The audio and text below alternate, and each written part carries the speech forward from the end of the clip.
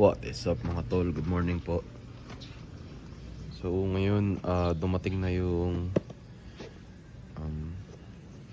side mirror na gagamitin natin for good. Bar and side mirror na to mga tol. So ang gamit kasi natin ngayon is parang ito, naka-stealth tayo. Okay naman siya, maganda naman siya. Gaganito mo siya para maging ganyan. Ang kaso nga mga tol, medyo limited yung nakikita natin dito sa side mirror na to. So papalitan natin siya ng bar end, saka para na rin mas pumugi. Pero medyo may goal ako dito mga tol. If you've noticed, meron tayong ganito, parang lever guard. So ang gusto ko sana mangyari mga tol is may kakabit natin yung side mirror nang nandito pa yung lever guard sa dulo.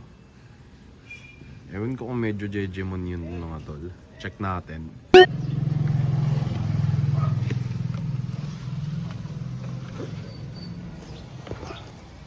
So kung naman nito mga tol ay ito.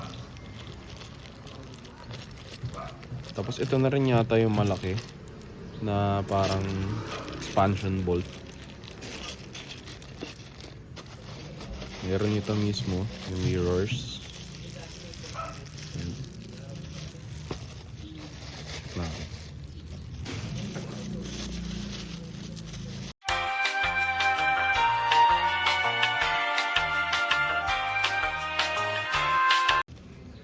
Yun.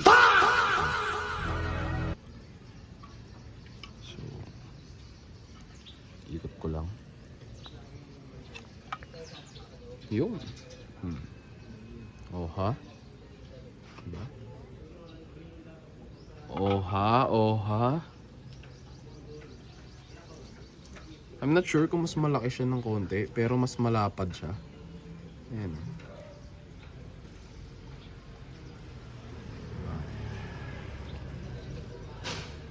So tara mga tol, install natin siya.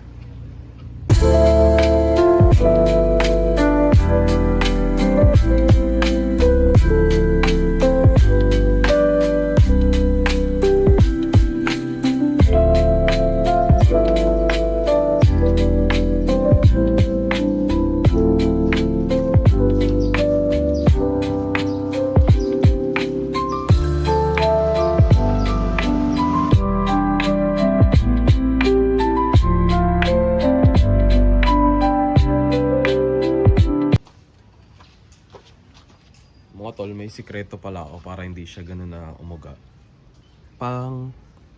Lagyan natin siya nito mga tol. May damper kumbaga. Kasi ano to medyo makapal siya na rubber. Pero malambot. So bala ko lagyan nito tapos butasan ko na lang. A few moments later. So mga tol, ayan po yung ginawa ko. Parang nilagyan ko siya ng damper dito. Para hindi siya maalog. So ayun na mga tol, nakabit na natin yung una. Pero hindi pa natin nakakabit yung lever guards. Feeling ko kailangan ko maghaba ng bolt. Kasi hindi kakasya yung stock na bolt niya mga tol. Mga tol, sa mga nagbabalak mag bar end, dapat pala bumili na rin ako ng handle grips kasi tatanggalin ko rin yung left side.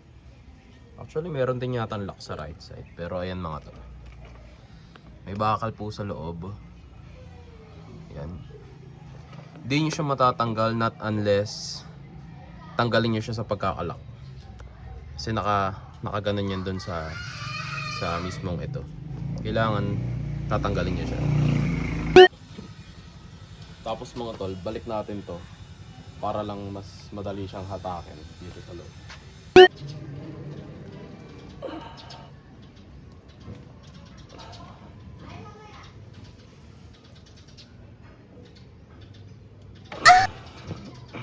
Yun mga tol, tanggal na yung bakal dun sa loob. I think stabilizer to, pero hindi kasi natin siya magagamit mga tol ng ikakabit natin yung bar end. Tapos yun nga mga tol, nilalagyan natin ng ganito rubber sa gitna para mas madampen niya yung vibration. So mga tol, ayan siya. Tapos lagay tayo ng washer. Ayan. Dito.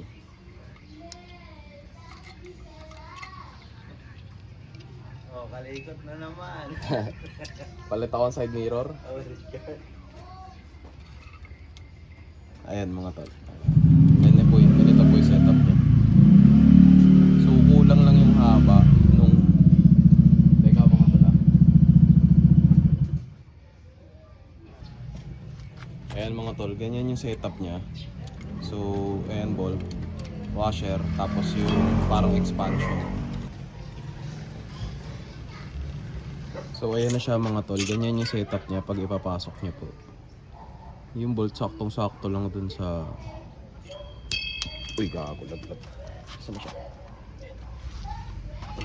Ayan. Ganyan ang setup niya mga tol. Tapos mangyayari, uusog to ng uusog. Tapos luluwag to ng luluwag.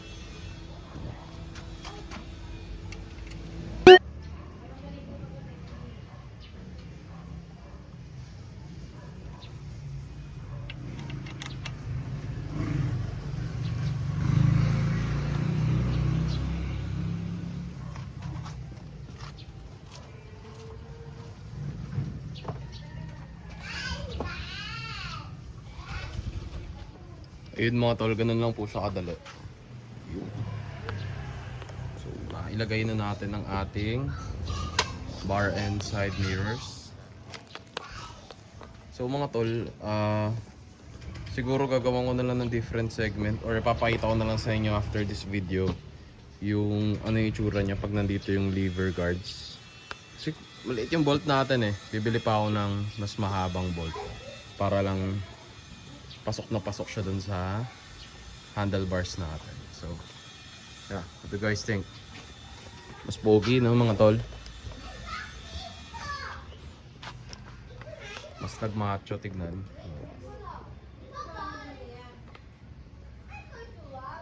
Diba? Oh. Saka mas malinis, mga tol. For naked bikes, parang mas okay talagang naka-bar end kaysa yung nandito.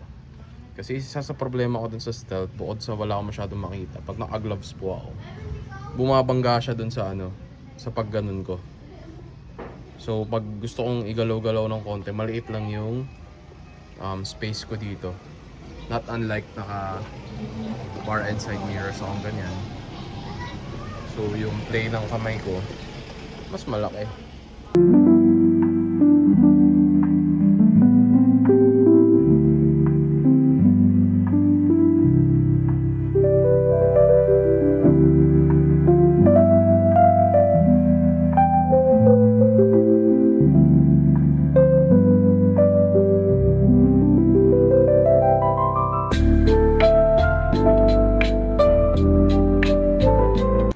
Ayan mga tol, so bumili tayo ng medyo mas mahabang bolt. Nakikabit na natin siya. Feeling ko naman maganda naman. Okay naman.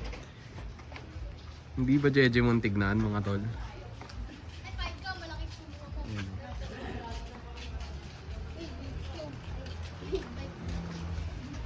Pa-comment nga tol kung tingin nyo jeje mon. Kung dapat i-ditch natin yung lever guards. Ayan.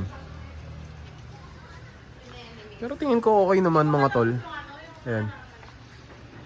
Diba? Maganda naman eh. Okay na, convince ko lang yung sarili ko mga tol.